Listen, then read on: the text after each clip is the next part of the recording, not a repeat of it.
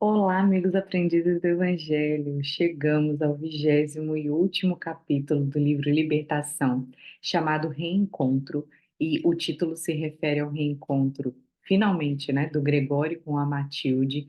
Então, o livro vai fechar com o resgate desse espírito que está há tanto tempo é, preso em si mesmo, né, preso nos seus enganos, e a gente vai ver que é um resgate muito bonito e que nos enche de esperança para entender um pouco melhor como é que funciona o nosso próprio reajustamento com a lei divina, no sentido de que, mesmo que nós nos chafurdarmos assim na lama profundamente, mesmo que a gente passe séculos direcionados ao mal, como era o caso do Gregório, né? A forma como ele vivia, no julgamento, naquele local tão grotesco como descrito pelo André, mesmo passando-se tantos séculos, a espiritualidade não desiste de nós. A gente tem esse espírito da Matilde que ficou velando por ele, né, por tanto tempo.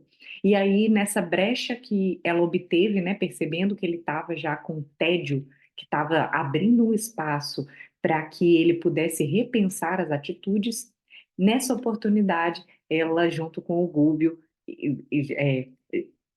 sincronizando, né, o resgate tanto do Gregório quanto a recuperação da Matilde, fizeram aí essa força-tarefa que o André acompanhou e descreveu para a gente. Então, para todos aqueles que tinham sido socorridos lá na casa da Margarida, chegou o instante da partida. O André descreve o quanto eles estavam é, reconhecidos, o quanto eles estavam em júbilo pela oportunidade que eles tinham naquele momento de se reajustarem. Então, o Gúbio deixa muito claro para eles, mais uma vez, né, depois de todos os recados que eles receberam, tanto do Gúbio quanto da Matilde na materialização que teve, que desde que eles se mantivessem perseverantes ao propósito de auto-restauração, eles seguiriam ao lado deles, né, nesse transporte até locais para trabalho condigno, onde estudantes do bem e da luz acolheriam eles com simpatia, acolheriam as aspirações de vida superior.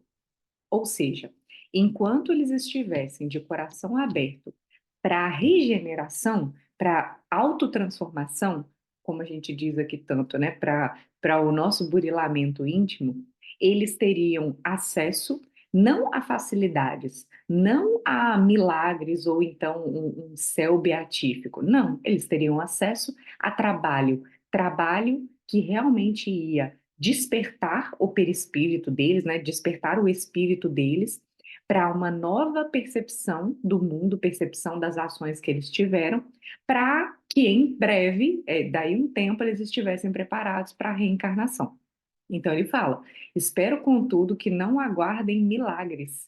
O trabalho de reajustamento próprio é artigo de lei irrevogável. Então não existe milagre que simplesmente apaga todos os erros que nós cometemos. Não, a gente precisa de toda uma restauração, a gente precisa primeiro, né, reconhecer o erro, reconhecer os reajustes necessários, trabalhar muito, né, pelo nosso aperfeiçoamento, pela mudança de visão de vida, e depois existe o reajuste com a lei. E aí entra, por exemplo, a reencarnação, quando a gente vem provar, tanto espiar, né, que seria o pagamento, no sentido de reajuste com a lei, quanto a gente vem para as provas, é, verificando se nós realmente tiramos aquela mazela de dentro das nossas almas.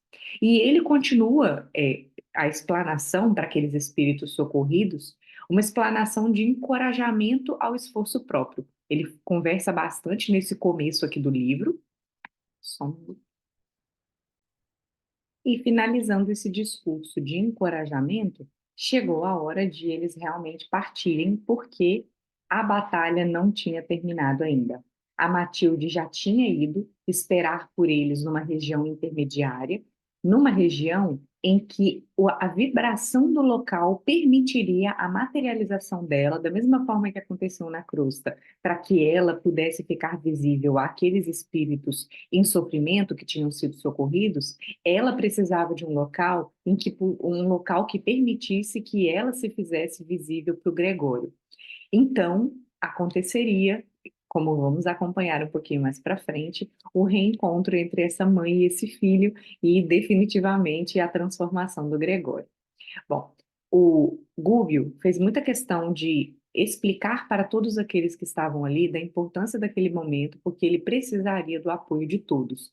Ele disse que o Gregório já estava ciente do que estava acontecendo, estava super revoltado e já estava se direcionando para onde o Gubbio, para o encontro do Gubbio, né, para onde o Gubbio vai estar em breve, para o, a batalha, para chamar para a batalha, para chamar para o ajuste, para chamar para o acerto de contas. O acerto de contas, do ponto de vista de um espírito como o Gregório, é um acerto de contas violento, é um acerto de contas via batalha. O acerto de contas do ponto do Gúbio é diferente, então ele pede ajuda a todos, explicando que num duelo espiritual como aquele que ia acontecer, ele esperava de todos aqueles um auxílio de prece e das emissões mentais de amor puro. Então, imaginemos o quanto é difícil, né? Você está falando com espíritos que estão ali convalescentes, né? Uns espíritos que acabaram de receber um fio de salvação, né? Um começo de despertamento, ainda com todos os seus sofrimentos, e o Gúbio precisava do apoio deles que emitissem o maior amor que tivessem dentro do coração para manter o clima vibratório e não entrarem na onda de vingança que o Gregório ia trazer. Ele continua explicando. Não deveriam eles receber os insultos do Gregório como ofensas pessoais, nem levar as suas atitudes à conta de maldade ou grosseria. Competia-nos observar-lhe nos gestos incompreensão nos gestos de incompreensão do Gregório, a dor que cristalizou naquele espírito oprimido e inconformado, vendo-lhe uma revolta doentia e infeliz que não poderia prejudicar e ferir senão a ele próprio. E pensemos que essa revolta doentia e infeliz está há quantos séculos naquele coração? Continua ele, o pensamento é uma força vigorosa. Se nos entregássemos à reação espiritual armada de ódio ou desarmonia, pactuaríamos com a violência, impedindo não só a manifestação da Matilde, quanto a renovação do Gregório. Esse resgate queria acontecer. As vibrações de amor fraternal, continua ele explicando para aquelas pessoas que estavam ali, são as verdadeiras energias que dissolvem a vingança, a perseguição, a indisciplina, a vaidade e o egoísmo que tanto atormentam a experiência humana. Além disso, aquela mente transviada do Gregório se caracterizava muito mais pela moléstia de orgulho ferido e impenitente do que pela perversidade. Então, ele merecia nossa dedicação carinhosa e confortadora. Olha que respeito por um espírito que se dedicou ao mal por tanto tempo. Ele merecia, disse o Gúbio, a dedicação carinhosa e confortadora de todos aqueles que estavam ali.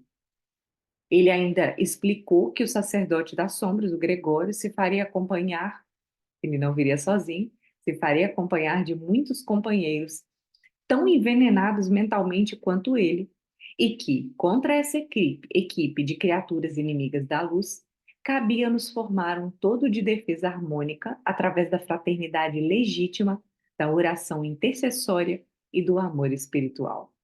O Saldanha ainda perguntou se, naquele momento, para aquele tipo de embate, se eles não tinham que organizar pelo menos um movimento coordenado de repulsão enérgica. Se a gente lembrar lá dos livros, até no começo, no livro Nosso Lar, a gente já tinha ouvido falar em determinadas defesas que eles usam nas colônias contra os espíritos que vêm atacar, que vêm perturbar. Defesas que mais assustam do que machucam tantas vezes, né? Mas que são necessárias nesses momentos.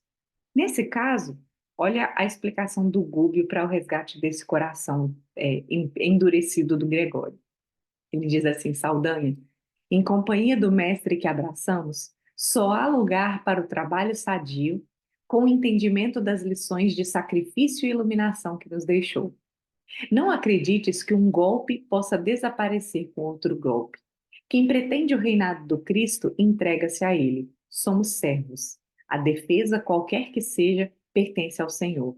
Nesse momento, eles precisavam fazer um acolhimento para esse espírito do Gregório. Eles queriam o Gregório junto deles, eles queriam desarmá-lo, desarmar os seus sentimentos e tocá-lo no mais profundo do ser, para que ele se tocasse, para que ele percebesse o quanto era desperdício de tempo, tantos séculos que ele passou agarrados aí, agarrado nesse véu de sombra. E aí, amparando os doentes, chegou a hora deles se movimentarem para essa zona pré-estabelecida. Eles tinham 2 horas de jornada que eles fizeram, e os mais fortes amparavam os mais fracos nesse transporte que era feito.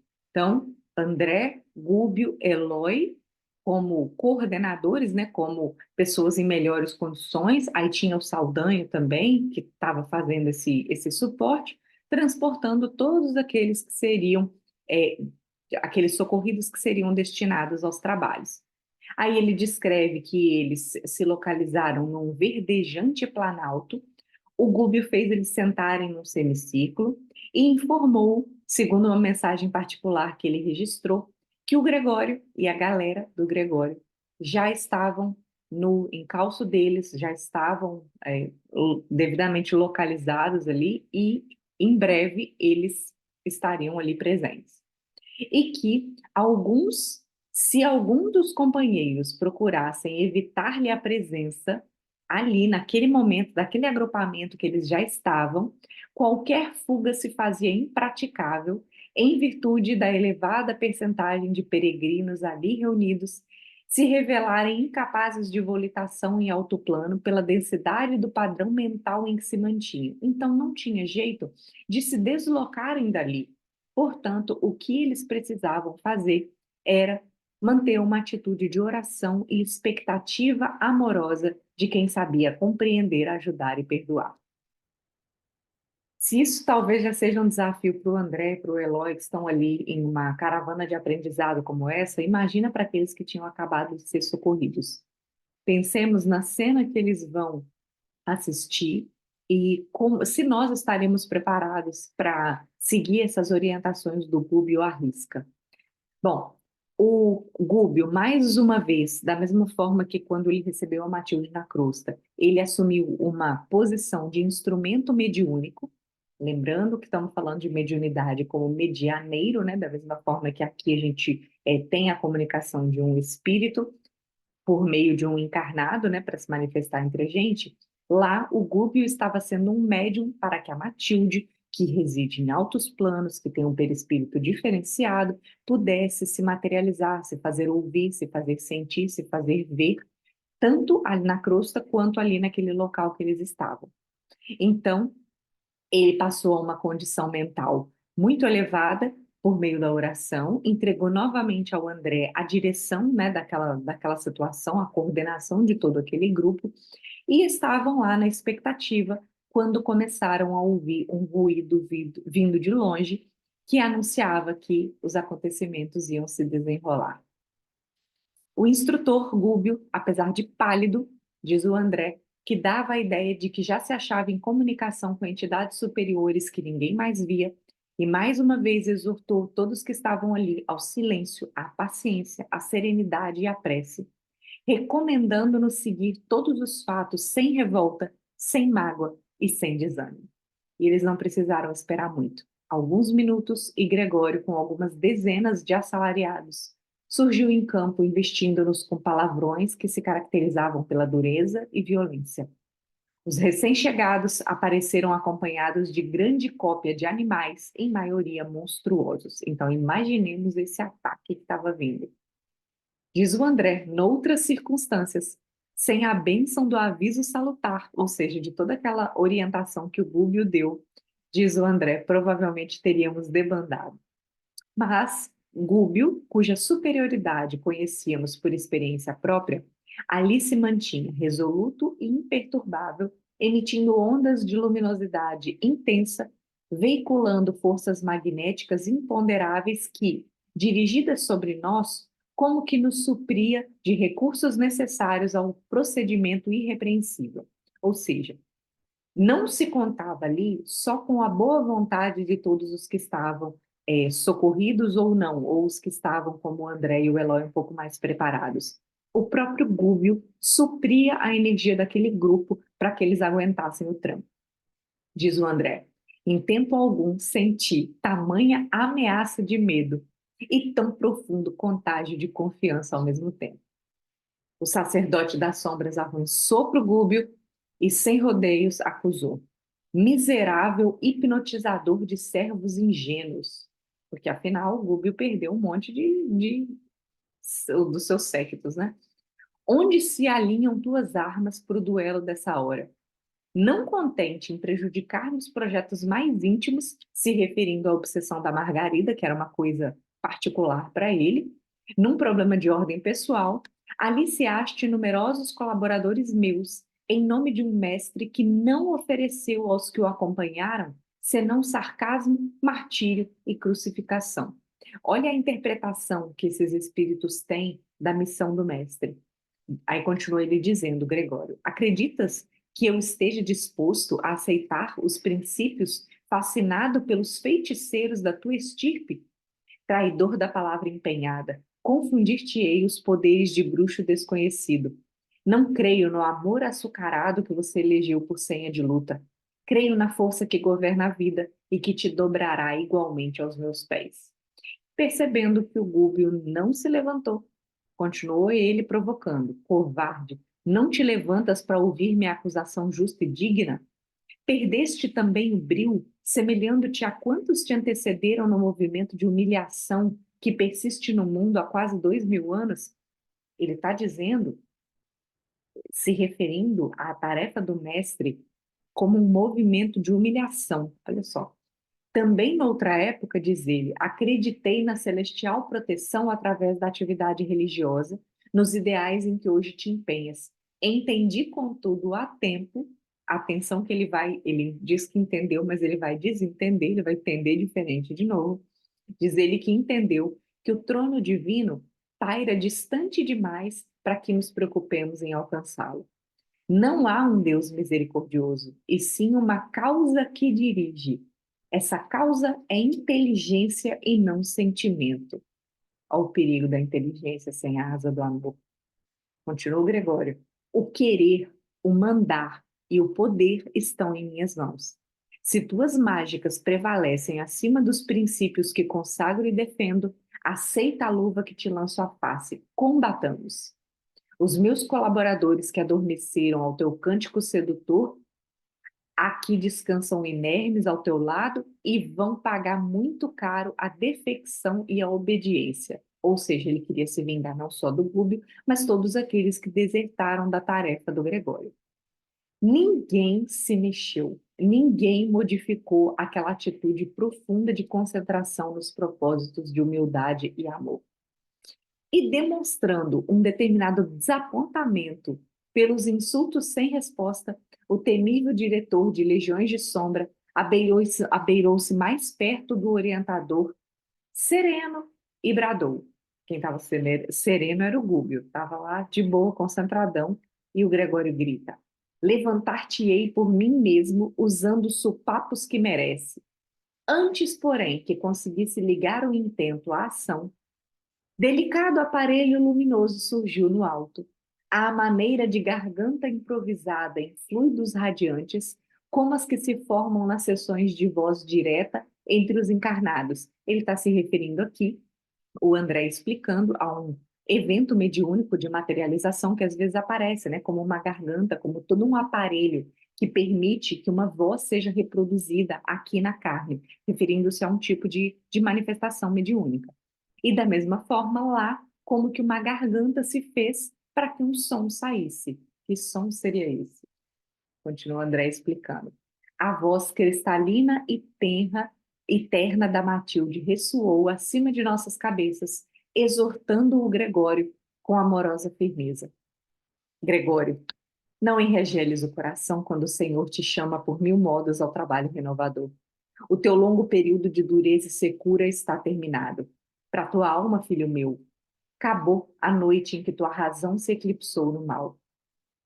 O temido perseguidor ficou confundido, meio aterrado, e a benfeitora se valia dos fluidos vitais do orientador Gúbio para exprimir naquele plano, da mesma forma que tinha feito antes, E o sacerdote, espantado, mas com rebeldia no coração e amargura, agora tinha o aspecto, descreve o André, de uma fera enjaulada. Acreditas, porventura, continuou a Matilde dizendo para tocar o coração dele, que o amor pode alterar-se no curso do tempo? Supuseste um dia que eu pudesse te esquecer? Peregrine minha alma através de 1000 mundos. Suspirarei sempre pela integração dos nossos espíritos. A luz sublime do amor que nos arde os sentimentos mais profundos pode resplandecer nos princípios e nos precipícios infernais, atraindo para o Senhor aqueles que amamos. Gregório ressurge. E numa inflexão de lágrimas que desarmaria o raciocínio mais enrijecido, ela acentuou: lembra-te, e fez referência a experiências anteriores dele, para dizer um pouco mais para frente. Não prometemos nós dois trabalhar em comum pela purificação dos santuários de Deus na terra? Você cristalizou na mente os desvarios do orgulho e da vaidade. Tremendos desenganos surpreenderam-te o despertar. Você coagulou pensamentos de revolta e elegeu a escravidão de inteligências inferiores por única posição digna de conquistar. Durante séculos, tem sido apenas rude disciplinador de almas criminosas e perturbadas que o túmulo encontrou na imprudência e no vício. Não te doerá, porém, filho meu, a triste condição de gênio desprezível? Semelhante pergunta não morre sem resposta.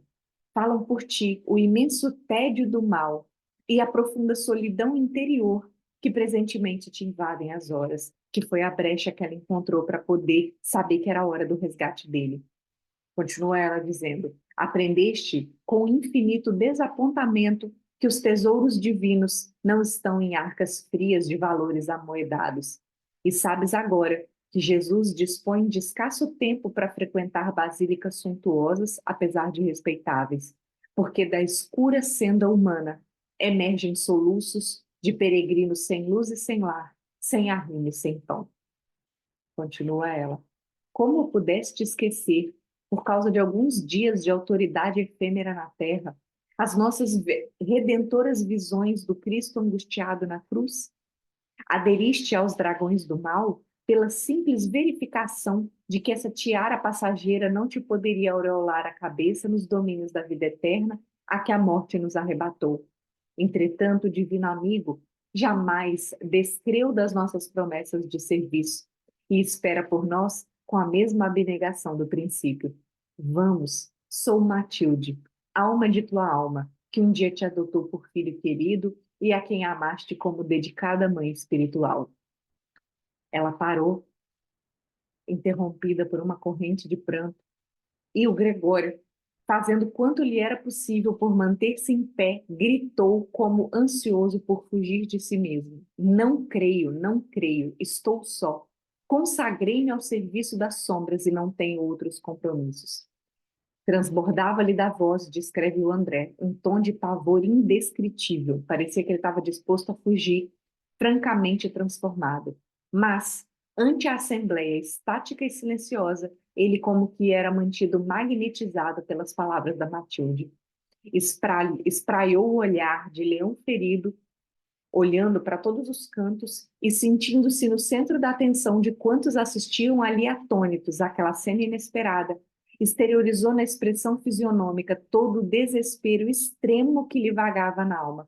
Arrancou a espada e gritou encolerizado: vim para combater, não para argumentar. Não temos sortilégios. Não admito a presença da minha mãe espiritual de outras eras. Conheço as artimanhas dos fascinadores e não tenho outra alternativa senão duelar. Ou seja, ele não estava acreditando que aquela que estava falando com ele era a Matilde, mãe espiritual dele de outras eras. E continua: por quem és? Anjo ou demônio? Aparece e combate. Aceitas meu desafio? E ela respondeu com muita ternura: sim. E a tua espada? Ela diz: você vai ver em breve.